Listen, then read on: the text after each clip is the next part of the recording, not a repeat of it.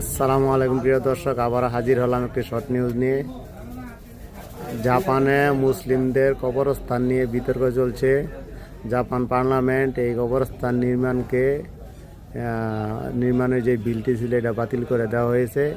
তারা মুসলমানদের এই কবরের যে সিস্টেমটা এটা তারা মানতে রাজি নয়। তারা তাদের দেশের নিয়ম অনুযায়ী যে প্রথা আগুনে পুড়িয়ে ফেলা এটার দিকে নজর দিয়েছে এবং বলতেছে যে যদি মুসলমানরা এটা মেনে নেয় তাহলে ওইখানে তাদেরকে এরকমভাবে করা হবে, দাহ করা হবে।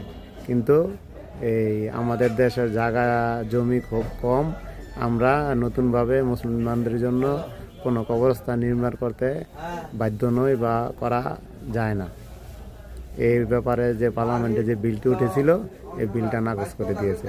এই ব্যাপারে মানবাধিকার যে সংস্থাগুলো আছে জাপানের ভিতরে তারা এই বিলটি প্রত্যাখ্যান করায় তারা প্রতিবাদ করেছে এবং এটা একটা বৈষম্যমূলক আচরণ হিসেবে গণ্য করেছে। ধন্যবাদ।